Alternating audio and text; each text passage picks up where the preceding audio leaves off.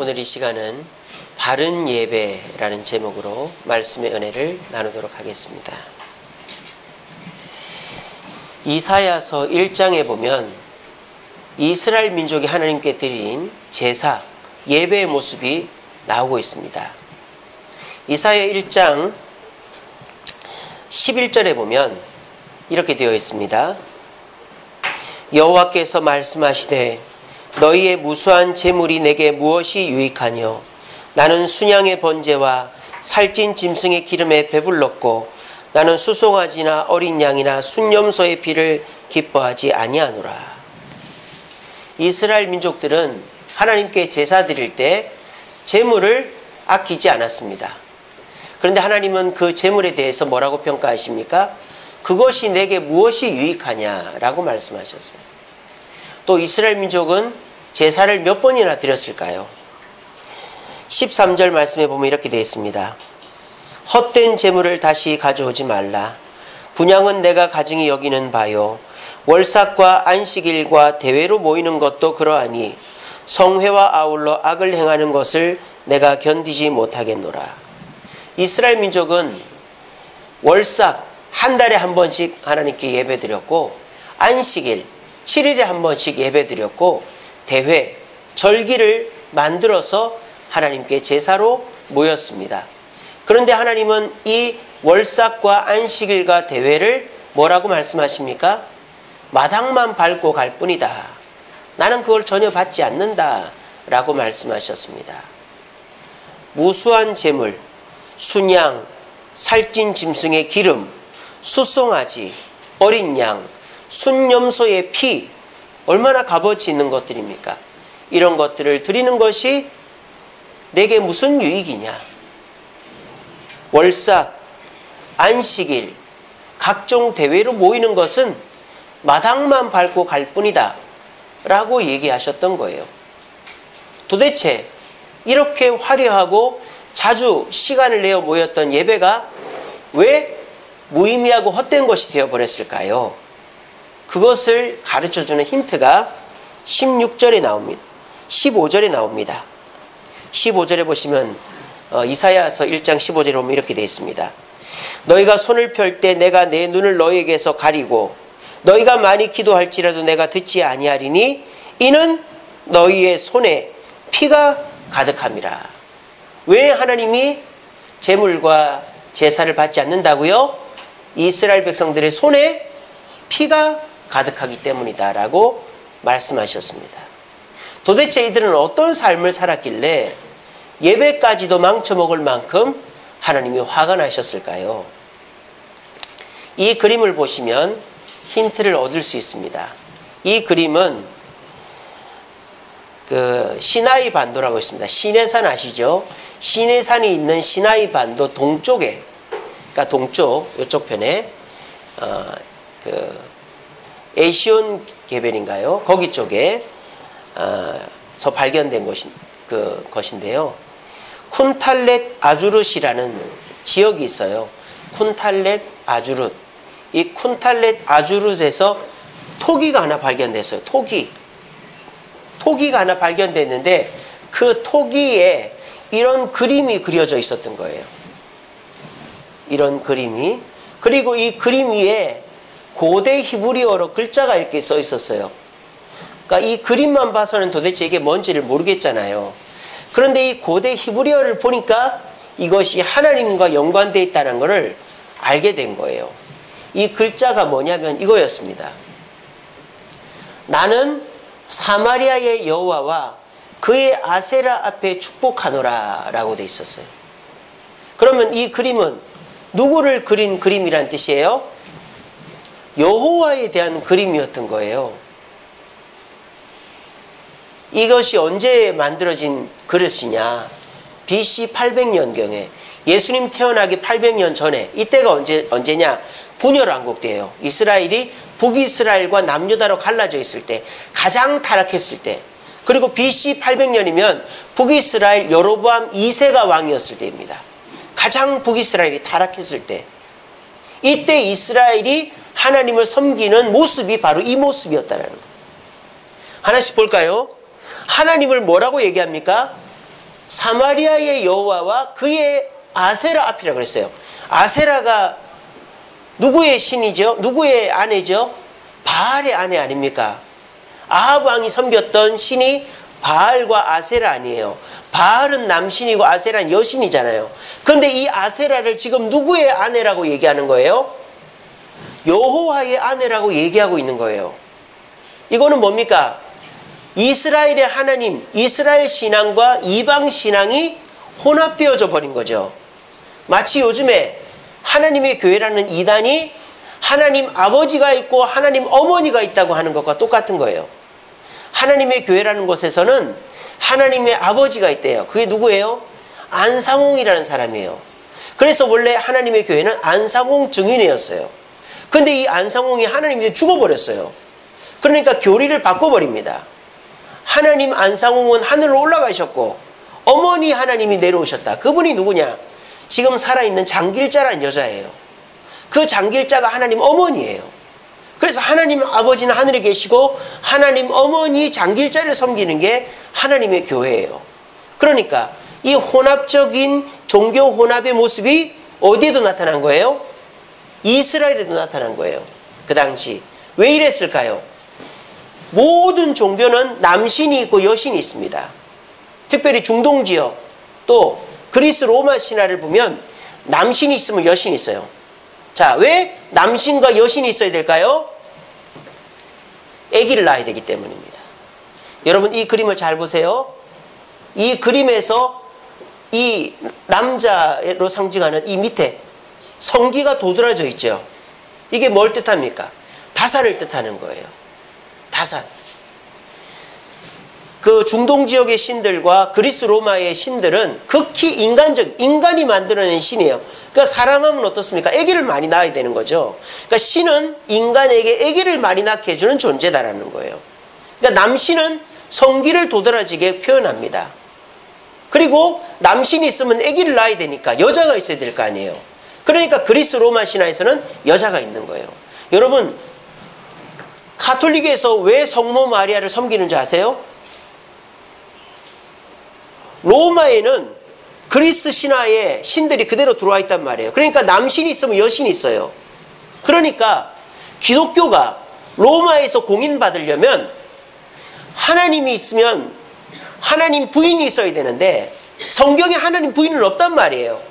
그러니까는 그 로마 사람들을 납득시키기 위해서 예수님이 하나님이시니까 여자 신이 하나 필요하다. 그래서 만들어낸 게 누구예요? 마리아인 거예요.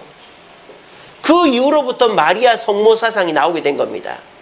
그래서 마리아는 예수님 외에는 아기를 낳지 않았고 순결하고 마리아는 죄를 짓지 않았고 이런 마리아 성모 사상이 로마 그리스 신화에서부터 비롯된 거예요. 예수님이라는 남신이 있으니까 성모 마리아라는 여신이 필요한 거예요. 그게 로마 가톨릭입니다. 종교 혼합의 최초의 출발이 로마 가톨릭이죠. 기독교 이단에. 그래서 로마 가톨릭은 여신을 섬깁니다. 그게 여신이 누구예요? 바로 성모 마리아예요. 그래서 성당에 가면은 예수님 신상보다 더 많이 있는 게 뭐죠? 마리아 신상이잖아요. 마리아 신상에 가서 뭐합니까? 기도합니다. 그게 뭐 하는 건지 아세요? 나누어 갖는 거예요. 마리아의 공덕을 내가 나누어 갖는 거예요. 제가 누누이 강조하지만 가톨릭의 구원가는 뭐라고요? 행위 구원이라고요. 가톨릭은 하나님의 은혜는 요만큼 내려와 있어요. 그러면 인간이 여기까지 가야 돼요. 우리는 하나님의 은혜가 우리까지 내려오신 거죠. 우리는 아무 공로가 없는데 가톨릭은 인간은 전적으로 타락한 게 아니라 인간에게 선함이 남아있는 거예요. 그래서 하나님의 은혜가 여기까지 내려왔으면 우리 인간의 선행을 쌓아서 이 은혜에 딱 맞닥뜨려야 우리가 구원을 얻는 거예요. 이게 가톨릭의 이제 공로사상, 행위구원이죠. 그런데 공로를 세상에서 제일 많이 갖고 계신 분이 누굴까요? 누굴까요? 예수님이에요. 그러니까 예수님께 기도하죠. 예수님 다음으로 공로를 제일 많이 갖고 있는 사람이 누굴까요? 마리아예요. 마리아. 그래서 마리아한테 기도하는. 그 다음이 누구예요? 베드로예요. 그게 쭉쭉 내려와서 그 다음 누굴까요? 교황들이에요. 교황. 그래서 그 캘코타의 성녀 마더 테레사도 신입니다. 여신. 가톨릭에서 그 신으로 등재했잖아요. 몇 가지 이렇게 근거가 있으면 신으로 만듭니다. 가톨릭은. 그래서 그 사람에게 기도하면 그 사람의 공로가 내게 들어와서 내가 구원을 얻는 거예요. 그게 가톨릭의 공로 사상이에요. 그러니까 가톨릭은 철저하게 종교 혼합의 모습을 원형으로 갖고 있는 거예요. 지금도. 그래서 이 그림은 종교 혼합의 그대로의 모습을 보여주는 거죠. 자, 그리고요, 이 하나님이라고 보이는 사람이 얼굴을 보세요. 뭐처럼 생겼어요? 이게 뭐처럼 생겼어요? 꼬리가 있잖아요. 꼬리도 있고. 얼굴이 뭐처럼 생겼어요? 소처럼 생겼죠. 이건 뭘 뜻할까요? 곡식, 번영을 뜻합니다. 신은 인간에게 자녀를 많이 낳게 해줄 뿐만 아니라 이 땅에서 뭐하게? 풍성하게, 성공하게. 지금은 돈이 최고지만 그때는 곡식이 최고니까 곡식을 많이 거두게 해주는 거예요. 그래서 이 당시 중동 지역에서의 제사는 어떻다고요? 성관계를 갖는 거예요. 이 이방 신전에 가면은 남자 사제와 여자 사제가 있어요. 그러면 성관계를 맺는 거예요, 서로가. 그러면 성관계 맺을 때 소리가 엄청 크게 나서 하늘에 들리면 하늘의 바알신이 정액, 비를 내려주는 거예요. 정액을, 비로. 그러면 그 정액이 밭에 아세라에게 떨어지면 생명이, 자녀가, 곡식이 터져 나오는 거예요. 이게 중동 지역의 종교관입니다. 그게 이 그림 한 컷에 그대로 다 들어가 있는 거예요. 그래서 다산과 곡식을 통해서 이 당시 이스라엘 백성들이 원했던 건 뭘까요? 번영, 성공이었던 것입니다.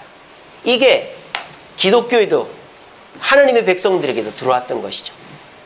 그래서 이들이 6일 동안 평소의 삶 속에서는 이렇게 혼합적인 종교 형태로 하나님을 섬겼던 거예요. 내가 부자가 돼야 되고, 내가 성공해야 되고, 내가 돈이 많아야 되고, 내가 자녀를 많이 낳아야 되고, 이방 족속들처럼. 그렇게 그거를 뭐라고 표현한 거죠? 손에 피를 묻혔다라고 표현한 거예요. 피가 가득하다. 그런 식으로 세상의 문화와 번영을 쫓아 살았던 너희가 드리는 제물, 너희가 드리는 제사는 헛되고 마당만 밟을 뿐이라고 하나님이 얘기하신 것입니다.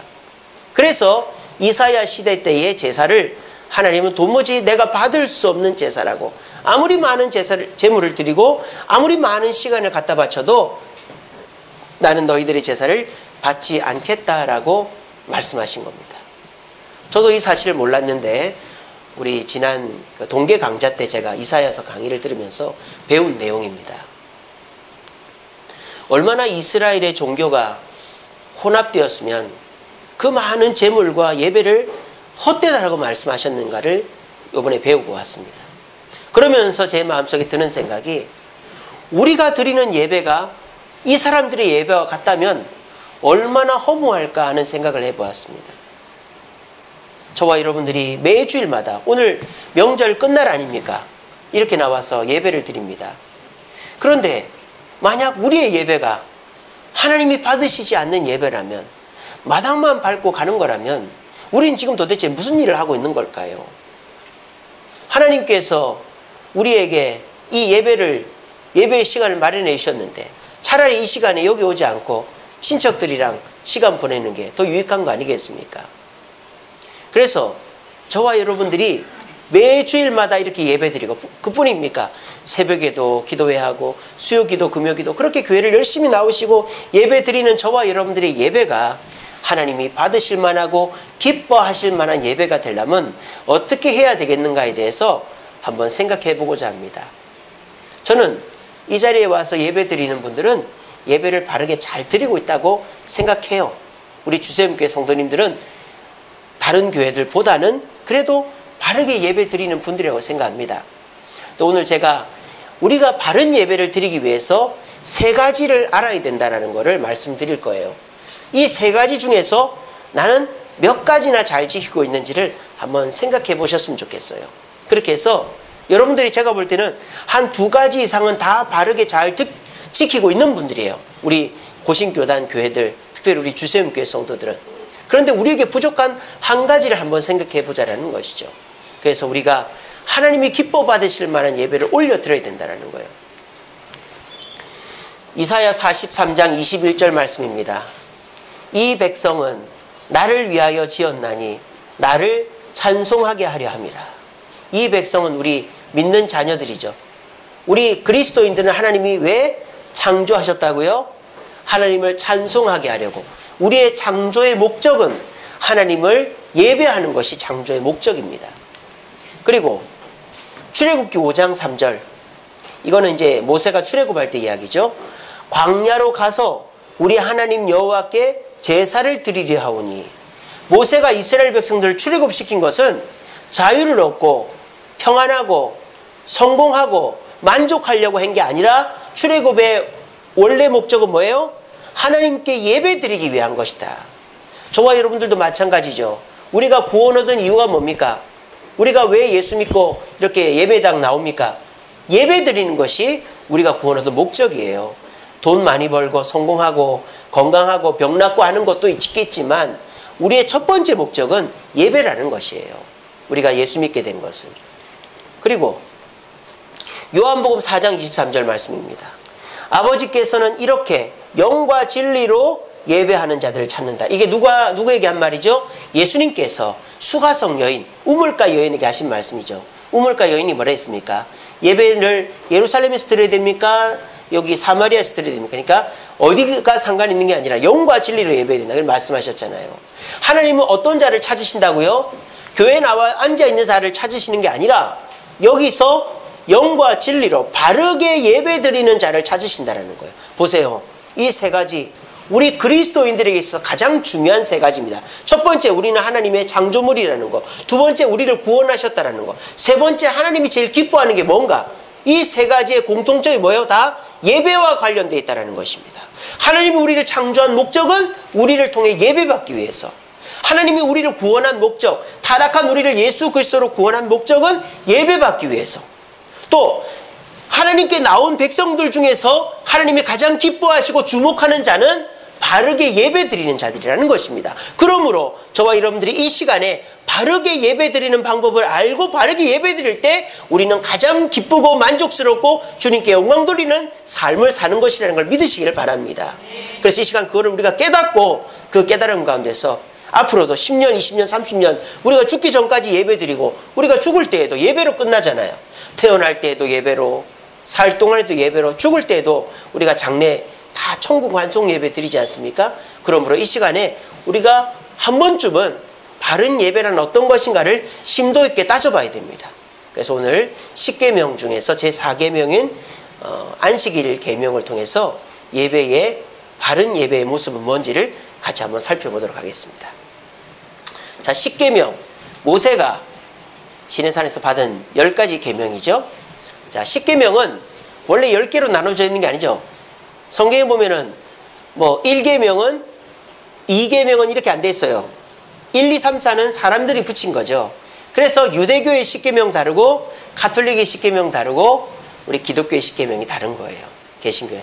그건 다음에 설명하고. 자, 이건 알아야 돼. 10계명, 1계명이 뭡니까? 다른 신을 내게 있게 하지 말라. 2계명이 이거 못 외우면 안 되겠죠? 2계명이 뭡니까? 뭘 만들지 말라? 우상을 만들지 말라. 3계명이 뭡니까? 하나님의 이름을 망령되이 일컫지 말라. 4계명이 뭡니까?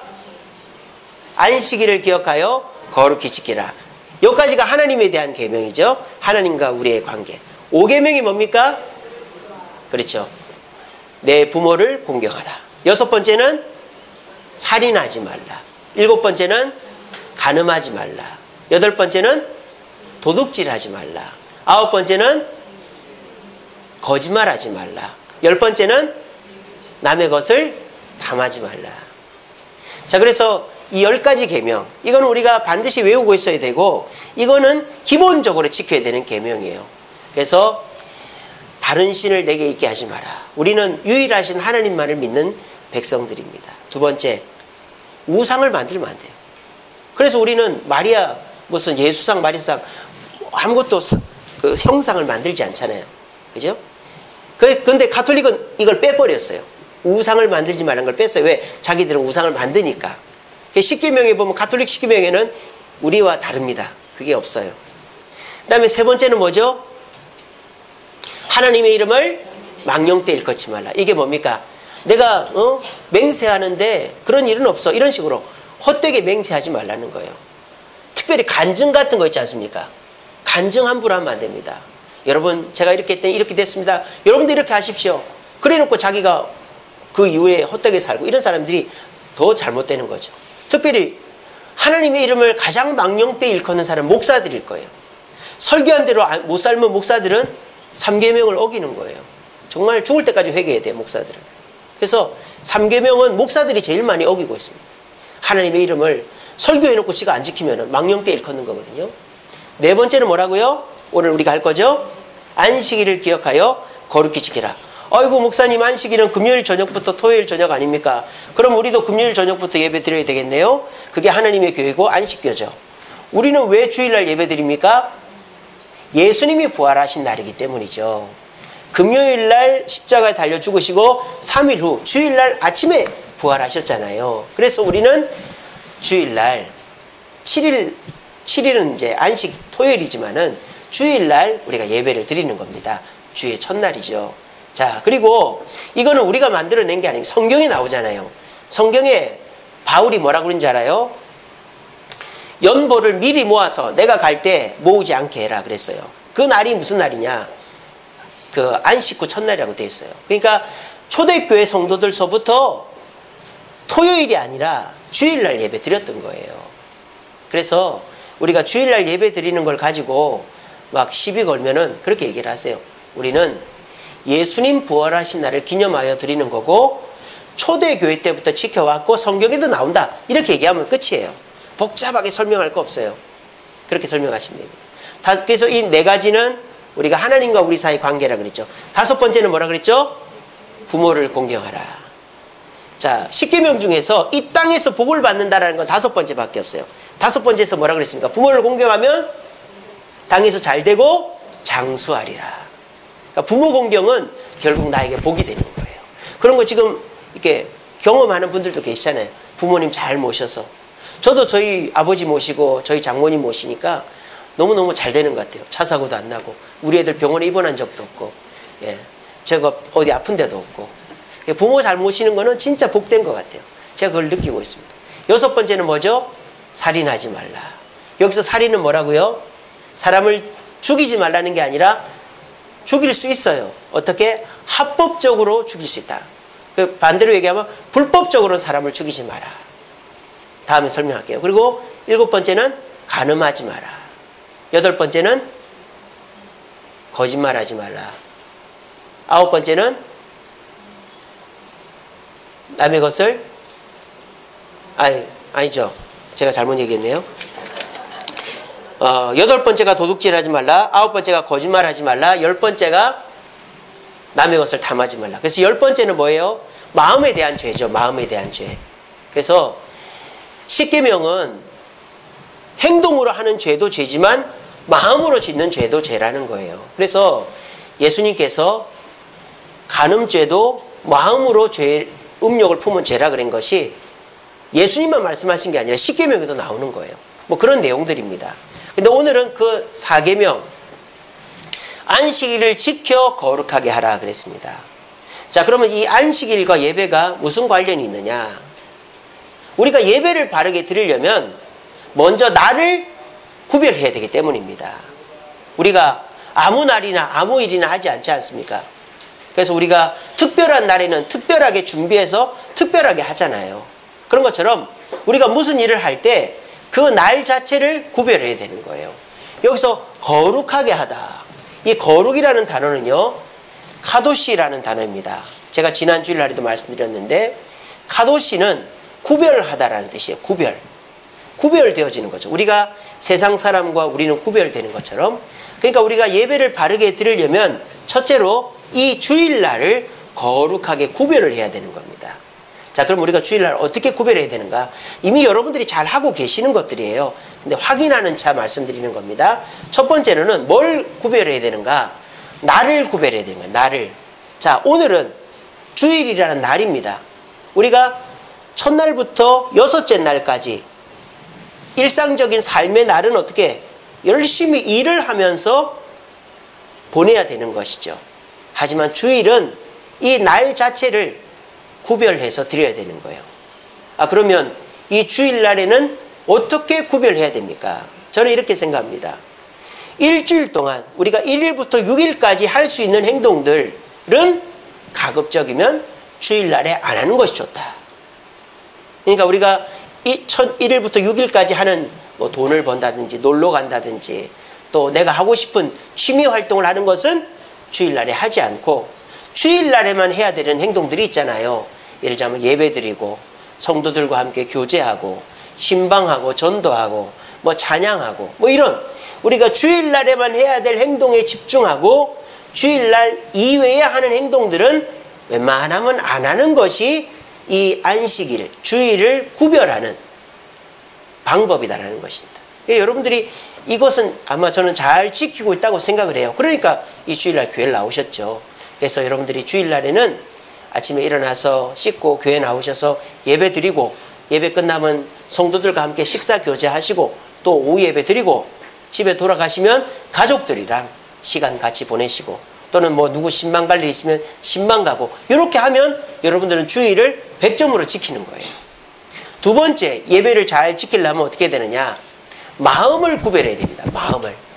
우리가 일주일 동안에는 나를 위해서 내가 돈 버는 데에 또는 내가 무언가를 얻는 데에 집중했다면 주일에는 하나님께 드리는 것에 마음을 집중해야 되는 것이죠.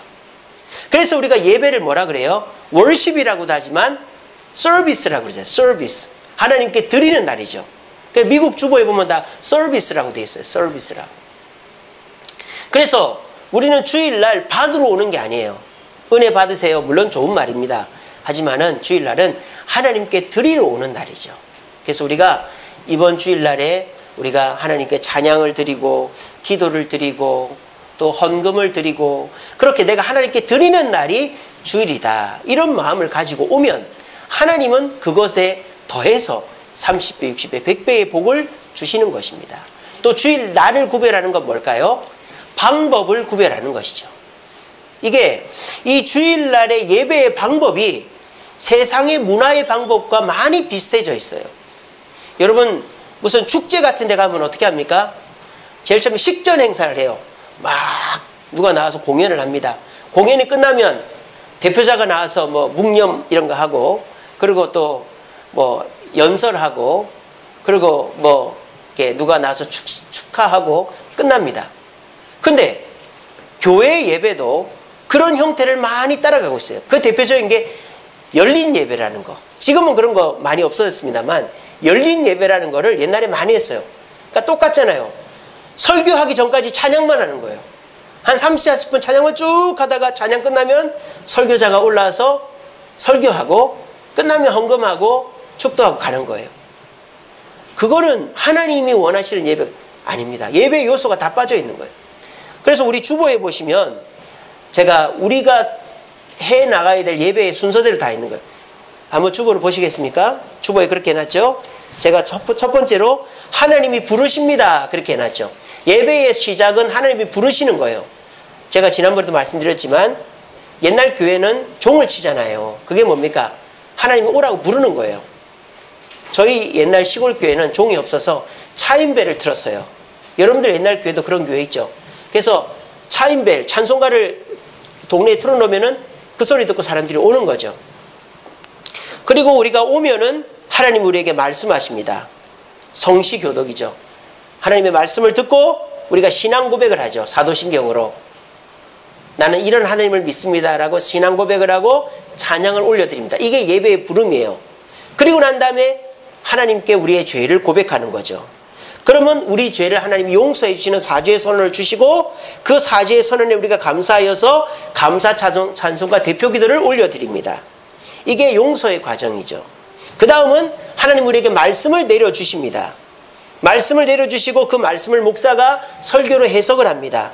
그 말씀에 대해서 우리가 감사하는 마음으로 찬송과 헌금을 올려드리죠. 그러면 하나님께서 우리에게 축도로 강복 선언을 해주시는 거예요. 그럼 우리가 그 축도를 받고 세상으로 나가는 것입니다. 이게 교회가 바르게 예배 드리는 방법입니다. 자, 그런데 보세요. 이런 순서로 예배 드리는 것은 주일 낮 예배밖에 없죠. 그래서 공식적으로 가장 좁은 범위에서 예배는 오직 이 시간밖에 없는 거예요. 그러면 주일 오후 예배는 뭡니까? 오후 찬양 모임이죠. 새벽 기도회는 뭡니까? 새벽 예배는 뭡니까? 새벽 기도회, 수요 기도회, 금요 기도회, 구역 모임이 되는 것이, 구역 기도회가 되는 것이 원칙대로 하면. 그런데 다른 교회에서 다 예배자를 갖다 붙이니까 이제 우리가 편의상 그렇게 하지만 우리 헌법에 보면 예배는 오직 주일 오전 예배만 예배고 나머지는 예배가 엄밀하게 말하면 아니다라고 얘기를 하는 거예요. 그렇다고 해서 다른 예배들이 다 헛되다고 말하는 건 아닙니다. 우리가 밥을 먹어도 간식을 먹을 수도 있고 정식을 먹을 수도 있잖아요.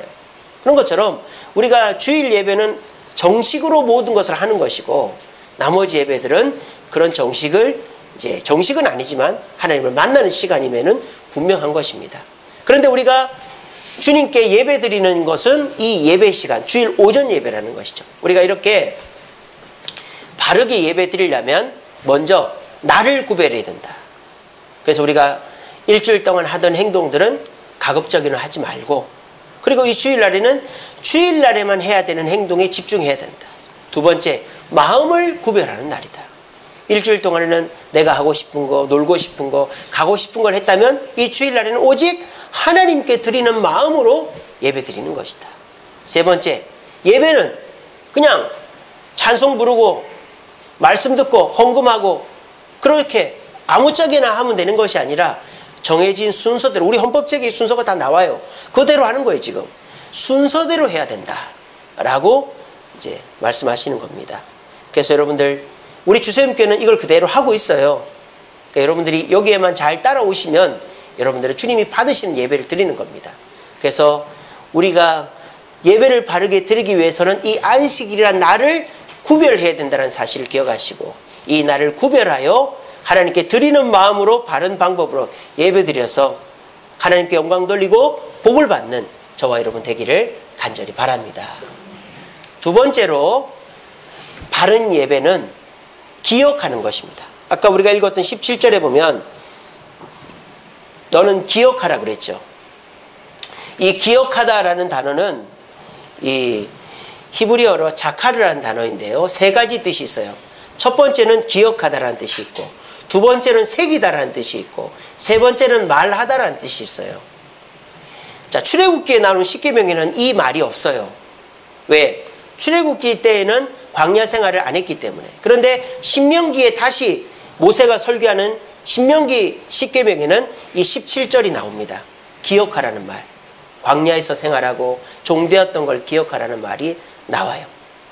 그래서 이방 종교와 기독교의 예배의 차이점은 뭔지 아세요? 이방 종교는 미래지향적입니다.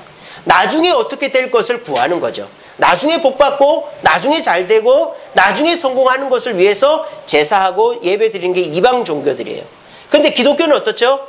과거에 집중해야 된다는 거예요. 그래서 우리는 무엇에 집중합니까? 첫째로 우리가 원래 어떤 사람이었던가를 집중해야 되는 거예요. 우리는 원래 마귀의 자녀였고 죄의 종이었고 죄를 지어서 그 죄 속에서 괴로워했던 존재들이라는 것을 기억해야 된다는 거죠. 우리 속담에도 개구리가 올빼기적 생각 못한다 그러잖아요. 우리가 과거를 생각하지 못하면 한도 끝도 없이 교만해지는 겁니다. 근데 우리가 과거를 기억하고 내 원래 모습을 기억해야만 현재에 감사하게 되고 미래를 바르게 설계할 수 있는 거예요. 근데 사람들이요, 조금만 잘 되면 전의 모습은 일부러라도 까먹으려고 그러는 거예요. 우리 기독교는 절대 그렇지 않습니다. 과거의 나의 모습을 기억해요. 과거의 나의 모습을 기억할 때 우리는 뭘 하게 되죠? 회개라는 것을 하게 되어 있습니다. 과거의 나를 기억하지 않는 자는 회개하지 않습니다. 하지만 과거에 내가 죄를 지었고 일주일 동안에 죄를 지은 자는 회개하는 거예요. 그래서 우리가 예배 시간에 사죄의 고백이 있잖아요. 예배에 회개가 반드시 들어가야 되는 거죠. 자, 두 번째로 우리가 뭘 기억해야 될까요? 자카르의 두 번째 뜻이 뭐라 그랬습니까? 새기다라는 뜻이었다 그랬죠. 뭘 새겨야 됩니까? 하나님의 은혜를 새겨야 되는 거예요. 우리가 종이었는데 구원받아서 어떤 은혜를 받았는가를 새겨야 되는 것이죠.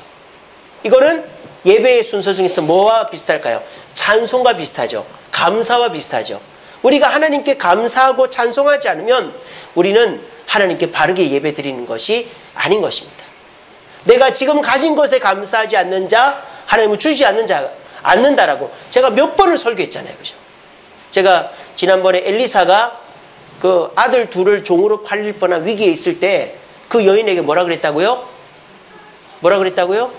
내게 있는 것이 무엇이냐라고 물어봤다 그랬잖아요. 하나님은 우리에게 있는 것에 감사하지 않는 자, 내게 있는 것을 하찮게 여기는 자에게는 은혜를 안 줍니다. 그러니까 우리가 예배 드릴 때에도 지난 일주일을 돌아보면서 내가 받은 은혜를 기억하면서 감사하고 찬송할 때 그 예배가 바른 예배라는 것이죠. 세 번째 자카라의 뜻이 뭐라 그랬죠? 말하다라 그랬죠. 우리는 예배 시간에 말을 하는 겁니다. 뭘 말할까요? 하나님의 말씀, 언약을 말하는 것입니다. 그 대표적인 게 뭐예요? 제가 여러분들한테 지금 뭐 하죠? 설교하잖아요. 설교는 뭐라 그랬죠? 예언이라 그랬죠. 설교는 예언입니다. 주 예수를 믿으라 그리하면 너와 네 집이 구원을 얻으리라 미래 이야기 아닙니까? 제가 지금 하는 설교, 예배를 바르게 드리면 하나님이 기뻐하시고 여러분이 복을 받는다. 예언 아닙니까? 설교, 예배 시간에 반드시 필요한 것은 하나님의 말씀이고 또 그 말씀을 쉽게 풀어서 하는 설교예요. 이 설교 말씀을 들을 때 그 말씀을 가슴에 새기고 아멘 할 때 우리는 그 예배를 바르게 드리는 것입니다. 그래서 예배는요, 두 번째 중요한 요소는 기억하는 거예요. 먼저 내가 죄인이었다는 것을, 일주일 동안에도 죄를 지었다는 것을, 그리고 뭘 해야 돼요? 회개해야 되는 거예요. 예배의 순서에서 하나님의 부름 다음에 회개 순서가 들어가잖아요. 그 다음에 우리가 뭘 해야 됩니까? 감사해야 되는 거예요. 하나님이 일주일 동안 베풀으신 은혜, 내게 주어진 것에 감사하지 않는 자 하나님 주시지 않습니다. 그래서 하나님께 감사 기도를 드리고 하나님께 감사 찬송을 올려드리는 것이 예배 순서에 꼭 들어가 있는 것이죠. 그리고 세 번째 예배 순서가 뭐죠? 하나님의 말씀을 받는 것이죠. 그래서 우리가 그 말씀을 아멘으로 화답할 때 우리는 그 말씀대로 우리 삶에 복이 임하는 것입니다. 이것이 기독교가 드리는 바른 예배라는 것이죠. 혹시라도 여러분들이 드리는 예배 속에서 이 요소들을 잘 지키고 있는지 한번 돌아보시기 바랍니다. 나는 이 예배 시간에 나와서 내가 과거의 아픔과 상처들을 생각하며 주님께 감사하고 있는가? 또 일주일간의 은혜에 감사하고 있는가? 그리고 말씀 앞에 아멘하고 그 말씀을 내 말씀으로 받고 믿고 있는가? 그것을 돌아보시면서 바른 예배를 통해 하나님께 영광 돌리고 축복받는 저와 여러분 되기를 간절히 바랍니다. 마지막으로 이런 주일날을 구별하고 하나님 앞에 하나님이 하신 일을 기억하면서 바르게 예배 드리려면은 어떻게 해야 되느냐? 삶이 달라져야 된다는 거예요. 삶이. 아까 얘기했죠. 이사야서에 보면은 하나님이 그 무수한 재물과 또 그 많은 예배를 헛되다, 마당만 밟는다라고 말하신 이유가 너희 손에 뭐가 가득했기 때문에? 피가 가득했기 때문에. 이들은 예배를 뭐로 생각했어요? 수단으로 생각한 거예요. 예배 드리면 복 받는다. 복 받는 수단으로 예배를 생각한 거예요. 그러니까 평소의 삶 속에서 복을 추구하고 돈을 추구하다 보니까 예배 시간에도 복을 추구하고 돈을 추구한 거예요. 그런 예배는 안 받는다라는 거예요. 두 번째, 유대인들의 예배는 어떤 예배였다? 예배가 우상이 된 거예요. 일주일 동안 어떤 죄를 짓더라도 예배 드리고 나면 그 죄가 다 없어진다고 생각한 거예요. 그렇지 않죠. 일주일 동안의 죄 지은 상태에서 회개하지도 않고 예배 시간에 나와서도 회개 안 하면 그 죄는 용서가 안 되는 거예요. 이처럼 이스라엘 민족들이 예배를 그냥 수단화하고 우상화했던 것처럼 우리가 예배 드리게 되는 원인이 뭡니까? 우리의 삶이라는 거죠. 우리가 몸이 좋아지려면 어떻게 해야 됩니까? 먹는 것이 바뀌면 돼요. 약 안 먹어도 좋은 물 마시고 좋은 공기 마시고 좋은 음식 먹으면 몸이 좋아져요. 이런 것처럼 우리가 뭔가 좋은 일이 생기려면 바탕이 좋아져야 되는 거죠. 우리 일주일의 삶이 변화가 되어야 되는 거예요. 그럼 우리 일주일의 삶이 어떻게 변화가 되느냐? 우리 신약 성경에 황금률이라 그러잖아요. 먼저 하나님을 사랑하는 삶을 살아야 됩니다. 너무 추상적이죠. 하나님을 사랑하는 삶이란 도대체 뭘까? 간단히 얘기하면 이겁니다. 내 성공을 위한 삶이 아니라 하나님의 의미를 추구하는 삶이 되면 하나님을 사랑하는 삶이 됩니다. 돈을 벌어도 돈 다 벌어야죠. 여러분들 직장에서 열심히 일을 하고 가게에서 열심히 일을 하고 사업을 열심히 하셔야죠. 돈을 벌어야죠. 근데 그 돈 버는 모든 행위가 나의 성공과 번영을 위해서가 아니라 하나님을 위해서, 하나님을 기쁘시게 하기 위해서, 거꾸로 얘기하면 하나님이 기뻐하지 않을 만한 행동은 안 하는 거죠. 그러면 우리의 삶은 하나님이 원하시는 삶을 사는 게 되는 것이죠. 그리고 우리가 우리의 삶이 바르려면 어떻게 됩니까? 이웃을 사랑해야죠. 이사야서에도 보면 이렇게 돼 있죠. 선행을 하고 정의를 베풀고 그리고 고아와 과부와 불쌍한 사람을 돌봐야 된다고 되어 있습니다. 이처럼 저와 여러분들이 이웃을 사랑할 때 우리의 삶은 바르게 되는 것입니다. 자, 그러면 이웃을 사랑한다는 건 뭘까요? 우리가 이웃을 그냥 내 있던 거 다 갖다 줄 수는 없잖아요. 내가 무조건 손해만 볼 수는 없잖아요. 그렇게 하라는 것이 아니라 우리가 승리하기보다 내가 승리를 하더라도 어떻게 해야 될까요? 배려를 아끼지 않아야 된다는 거죠. 배려하는 승리가 필요하다는 거예요. 예를 들자면 내가 이겼다고 무조건 기뻐할 것이 아니라 진 사람을 배려할 수 있는 거. 뭐 그런 모습들이라든지. 여러분들이 뭔가 돈을 벌어도 내가 돈 벌었다고 자랑하는 게 아니라 돈 못 버는 사람들이 있으니까 내가 하고 싶은 말도 안 하고 자랑도 안 하고 그 사람을 배려하는 이 마음. 이것이 이웃을 사랑하는 가장 초보적인 단계고 그 다음으로 내가 가진 것들을 나누어 주기도 하고 또 어려운 사람 보면 돕기도 하고 이러는 것들이 좀 더 나아가는 이웃을 사랑하는 모습이죠. 우리가 이렇게 평소에 돈을 벌고 일을 하고 공부를 하더라도 성공하기 위해서 하는 게 아니라 하나님을 위해서 한다 생각하면 우리는 바르게 사는 것이고 또 우리가 내가 승리하고 성공해도 그것을 통해서 내가 기뻐하는 것이 아니라 남을 배려하고 남을 돕고 섬기는 모습을 가지면 우리는 일주일을 바르게 사는 거예요. 그렇게 바르게 산 사람은 주일 예배를 허투루 드릴 수가 없는 거예요. 주일 예배를 바르게 드리는 거죠. 주여, 내가 주님 뜻대로 살다가 왔습니다. 너무 손해보고 왔습니다. 주님, 나를 기억하여 달라고 기도하는 거죠. 주님, 내가 일주일 동안 남을 돕고 섬기고 왔습니다. 주여, 그 사람들이 변화되게 해주옵소서. 그렇게 기도할 수밖에 없는 것이죠. 이것이 뭡니까? 우리가 좋은 물을 먹고 좋은 공기를 마시고 좋은 음식을 먹으면 몸이 좋아지듯이 여러분 일주일의 삶 속에서 손에 피를 묻히지 않고 남을 섬기고 하나님의 뜻을 쫓아 살아갈 때 우리의 삶 속에 하나님이 기뻐하시는 예배를 올려드릴 수 있게 되는 것입니다. 그래서 오늘 이 시간에는 바른 예배가 무엇인가에 대해서 배웠습니다. 이스라엘 백성들은 많은 재물과 또 많은 시간을 들여서 하나님께 제사 드렸지만 하나님은 헛되다. 내게 무슨 유익이냐. 마당만 밟을 뿐이다. 라고 했습니다. 오늘 많은 그리스도인들이 매주일마다 교회 가서 예배 드리지만 예배를 수단화하고 내가 돈 벌고 복 받는 수단화하고 예배를 우상화, 어떤 죄를 짓더라도 주일날 가서 예배 한번 드리면 회개하지 않아도 내 죄는 다 용서받는다. 이런 식으로 생각하는 그 예배는 하나님 받지 않는다는 것을 기억하시고 우리 모두가 이 세 가지 예배를 바르게 드리기 위해서는 나를 구별해야 된다. 그래서 내가 이 주일날에는 평소에 하는 행동들은 잠시 내려놓고 정급할 때 어쩔 수 없지만 평소에 하는 행동들은 다 내려놓고 주님이 기뻐하시는 일만은 해야 되겠다. 또 이 주일은 내가 받는 날이 아니라 하나님께 드리는 날이다. 그리고 이 주일은 하나님이 정해놓은 방법 따라 예배 드리는 날이다. 이거를 기억하시고 지키시길 바랍니다. 두 번째로 주일 예배가 바르게 되려면 어떻게 됩니까? 기억해야 되는 거예요. 자카르. 뭘 기억해야 됩니까? 내 과거를, 내가 과거의 죄로 인해서 얼마나 힘들었고 얼마나 사탄에게 시달림 당했는지를 기억하고 일주일 동안에 얼마나 많은 죄를 지었음을 기억하면서 회개해야 되는 것이죠. 그리고 우리가 새겨야 되는 것이죠. 뭘 새겨야 됩니까? 하나님의 은혜를, 일주일 동안 주셨던 은혜를, 내게 주어진 것을 감사하고 또 그것을 찬송하는 행동이 있어야 되는 것이죠. 그리고 예배 시간에 주어지는 말씀을, 언약의 말씀을 믿고 그것을 말할 때 우리는 바르게 예배 드리는 것입니다.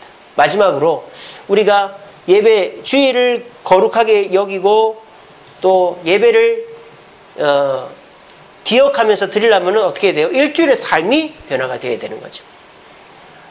내 성공과 내 승리를 위한 삶이 아니라 우리 하나님이 기뻐하시는 의미 있는 삶을 살고 또 내가 잘되고 내가 성공했다고 자축하고 자랑하는 것이 아니라 남을 배려하고 남을 도울 줄 아는 삶을 살 때 그 사람은 바르게 예배 드릴 수 있다는 사실을 기억하시고, 이 세 가지 중에 이미 다 지키는 분들도 계시고 한 가지 정도 아직 부족한 분들이 계실 거예요. 그렇다면 이 세 가지를 오늘 다 배웠으니 오늘 이후로부터 우리가 평생 죽을 때까지 예배 드릴 건데, 이렇게 바르게 예배 드림으로 말미암아 하나님을 기쁘시게 하고, 그래서 하나님이 받으셔서 우리에게 복을 주시는 바르게 예배 드리는 우리 주세움교회가 되고 저와 여러분들 되기를 간절히 바랍니다. 기도하겠습니다. 사랑의 주님, 감사합니다. 오늘도 귀한 말씀으로 우리를 교훈하여 주시니 감사합니다. 이스라엘 백성들이 예배를 수단화하고 우상화해서 하나님으로부터 아무 쓸데없는 예배를 드리고 있다는 야단을 들은 것을 이사야를 통해 살펴보았습니다. 저희들 또한 그런 이스라엘 백성들의 예배를 따라가지 말게 해주시고, 오직 이 날을 구별하여 거룩히 지킬 뿐만 아니라 하나님이 하신 일을 기억하고 새기고 말함으로 말미암아 바르게 예배드리고 일주일 동안 하나님을 사랑하고 이웃을 사랑하는 모습을 통해 바른 삶의 모습으로 예배드림으로 주님이 기뻐하시고 복이 내려지는 바른 예배 올려드리는 온 성도들 될 수 있도록 도와주시옵소서. 예수님 이름으로 기도합니다.